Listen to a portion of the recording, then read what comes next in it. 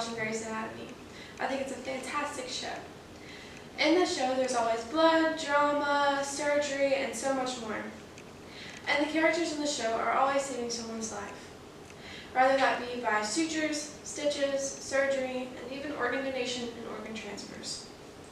This show showed me the world of organ donation at a glance, how often it occurs, and how many lives it saves on the daily.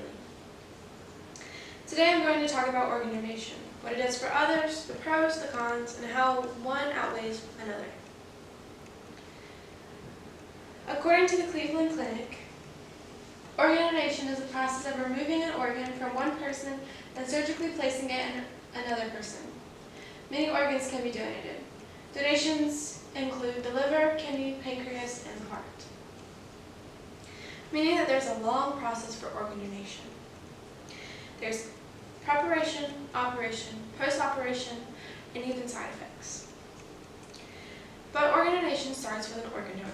It can be anyone who's healthy, up the age of 18, and that is free from disease. This person will save many, many lives. For example, a teenager in Texas at the age of 14 received a heart transplant, allowing him to play soccer for his high school soccer team on his freshman year. This story resonated with me due to his age and how that could easily be me, a high school student who's seemingly healthy but needs a heart transplant. But luckily, due to a selfless organ donor, Blake was able to receive a heart transplant. Now, with every surgery, there's room for complications, misfires, and mistakes. But there's pros and cons for every surgery. But for organ donation, there's no way to pick the receiver. There's no way to know about their sexual identity, their gender, and how they will live their lives after receiving the organ. There can also be more complications, as I stated earlier. For immediate cases, the organ will be sent to that immediate case rather than the one that was going to be sent to the one who was on the top of the list. Due to this, the one that was going to receive the organ previously before the immediate case can be caused grief and anxiety with the whole organ donation process. This adds to the list of cons. But it shows how many organ donors are needed for all the patients who need organ donations. But the pros of being an organ donor not only allows the receiving patients to fulfill the rest of their lives, but allows for their families to have more time with their family members and their loved ones. It allows them to have more Christmases, more birthdays, more family gatherings, and so much more. It allows for them to have their lives back. Organ donation is used every day to save lives around the world. In 2018, in the U.S. alone, there are 17,569 recorded organ donors. Every day around the world, organ donors are used to impact several lives. And not only just those singular lives, but their families too.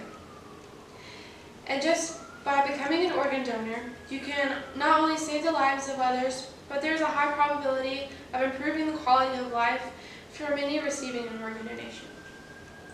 According to the Mayo Clinic, many families say that knowing their loved ones help save or impact others' lives to help them cope with their loss.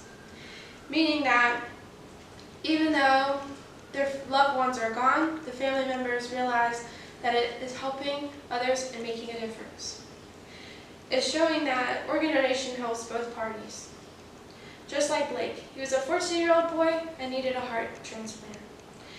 And now his family and he gets to celebrate more years with him, all thanks to an organ donor. There is no cost to become an organ donor, and the family often grieves easier knowing that their loved ones were used to make a difference in someone else's lives. Organ donors can also be used in a multitude of participants, meaning that the remaining organs may go to various receiving patients.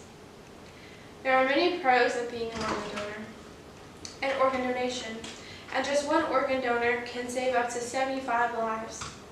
Today I've shown you the pros and cons of organ donation and what it does for others. I've also shown you how the pros definitely outweigh the cons. My hope for you is to register to become an organ donor, to not only save the lives of others, but to improve their quality of life all around.